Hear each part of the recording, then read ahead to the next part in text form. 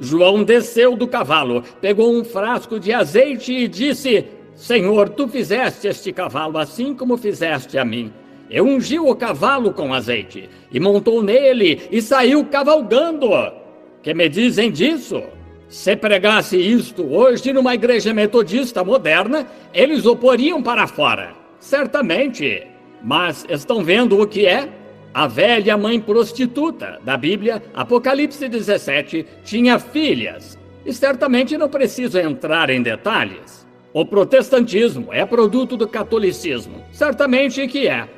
Trouxeram consigo muitas das coisas deles, ainda agarrando-se a isso, ainda fazendo isso, bem distante do ensino bíblico, bem distante do ensino dos apóstolos. Criaram um credo dos apóstolos. Quero que qualquer um me diga onde os apóstolos já citaram um credo assim.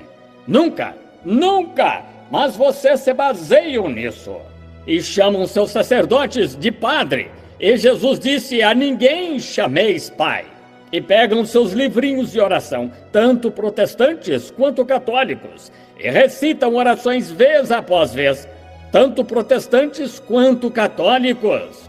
E Jesus disse: não useis de vãs repetições como os gentios. Pensam que por muito falarem podem ser ouvidos. Vejam, o roto não pode falar do esfarrapado. Isso mesmo. Está tudo sob condenação, toda teoria feita pelo homem. É por isso que num reavivamento como este que vem à cidade, estas cadeiras estão vazias. Mas mesmo assim, Deus o enviará, e os jornais criticarão. E no dia do juízo, quando for chamado a responder, você será considerado culpado como eles no passado. Não disse Jesus: a rainha de Sabá, a rainha do sul, veio dos confins do mundo, sentada por 3 meses em lombo de camelo, para ver um dom de Deus, que foi Salomão? Ele disse: em verdade vos digo que aqui está quem é maior do que Salomão. E digo esta noite que aqui está quem é maior do que Salomão. É a pessoa de Cristo no Espírito Santo, realizando e operando, produzindo na vida humana exatamente como Ele fez aqui. Deus fez de você um lugar que poderia ser esvaziado. Então você não pode só polir a velha vida. Não pode fazer uma plástica na velha vida. Ela tem de morrer. E uma nova vida nascer nela. Ela não precisa de manicure ou o que é que se põe nos lábios. O que as mulheres põem, sabem, para melhorar a aparência. Ela não precisa encrespar o cabelo, não precisa do negócio para os lábios. A igreja precisa de um nascimento e um enchimento do Espírito Santo. Com cabelo ondulado e lábios pintados, ela ainda é a mesma de antes. Ainda duvida, tem suas dúvidas, tem seus temores. Está toda enredada e não quer ouvir a verdade, porque o que está dentro dela não a deixará fazê-lo. Isso mesmo, certamente. Uma mulher de má fama nas ruas, você chega e lhe diz: ei, mulher, você está errada. Ela dirá: cuide da sua vida. E algum membro da igreja obstinado é 7 vezes pior do que essa mulher. Diga-lhe: está havendo um grande reavivamento. Você deveria ir lá. O Senhor Jesus tem se manifestado curando os enfermos.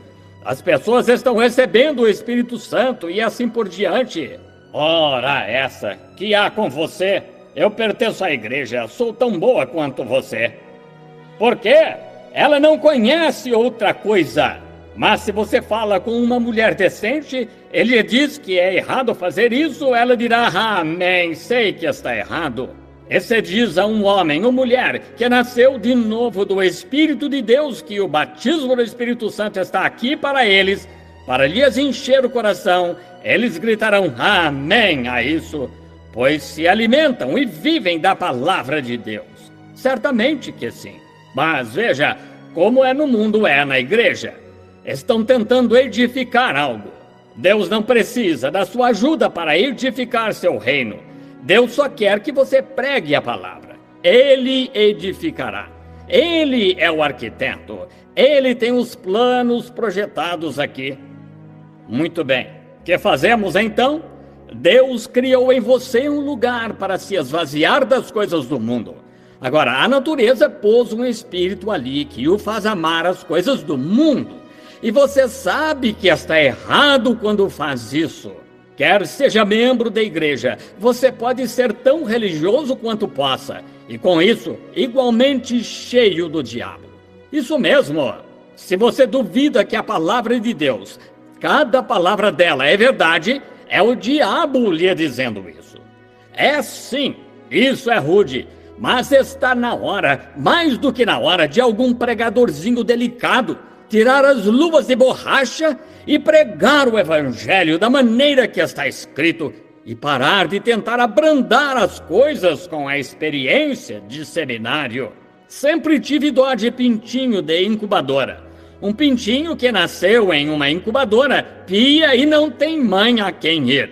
Isso me faz pensar em um pregador de seminário que não sabe mais sobre a palavra de Deus do que aquilo que o seminário disse, piando e sem mãe a quem recorrer. Mas quando realmente nasceu sob as asas da sua graça e poder, você concordará com cada palavra que ele disse ser a verdade. E quando Deus se mover no sobrenatural, seu coração irá com fome a isso.